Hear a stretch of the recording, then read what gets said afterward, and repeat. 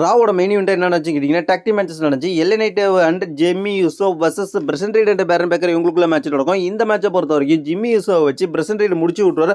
முடிச்சு விட்டதுக்கப்புறம் என்ன நடக்கும்னு கேட்டிங்கன்னா அதுக்கப்புறமும் வந்து கண்டினியூ பண்ணுவாங்க. இவங்க 2 பேர் சேர்ந்து பேரன் பேக்கரும் பிரசன்ட் ரைடும் சேர்ந்து பிரசன்ட் ரைட் பிடிச்சிக்க பேரன் பேக்கர் ரன்னிங் ஸ்பியர் போடுவார். அதுக்கப்புறம் என்ன நடக்கும்னு கேட்டிங்கன்னா ரன்னிங் ஸ்பியர் போட்டதுக்கப்புறம் மீண்டும் அட்டாக் பண்ணுறாங்க. ஆஃப்டர் மேட்ச் அட்டாக் பண்ணுறத பற்றினே ஜிம்மி யூசோ பிரதரான ஜே யூசோ ஸ்டீல் சேரோட ஒருவர் எல்ஏ நைட் அடிப்பட்டு கீழே கிடப்பார். ஸ்டீல் சேரோட வந்து அதுக்கப்புறம் இவங்க பேரன் பேக்கரையும் அதுக்கப்புறம் பிரசன்ட் ரீடையும் விட்டு அடின்னு அடிச்சு நொறுக்கி தெறிக்க விட்டு ஸ்டீல் சேரை போட்டு ஜிம்மி யூசோக்கு என்னாச்சுன்னு பார்க்கல. பின்னாடியே வந்து எல்ஏ நைட்டு அந்த ஸ்டீல் சேரை எடுத்துக்கிட்டு ரெடியாக நிற்பார் அட்டாக் பண்ணலாம். அதுக்கப்புறம் வந்து சமாதானமாகி 2 பேரும் கை கொடுப்பாங்க. கை கொடுத்தோன்னே இருந்தாலும் அதை வந்து அக்செப்ட் பண்ணாமல் எல்ஏ நைட்டு வந்து தன்னோட ஃபினிஷரை போட்டு போயிடார். போன வாரம் ஜே யூசோ போட்ட ஸ்பியருக்கு பதிலடி கொடுக்கும் விதமாக ஃபினிஷரை போட்டுட்டு கீழே இறங்கி நின்று வேடிக்கை பார்த்துக்கிட்டு இருப்பார் ஜே யூசோவை.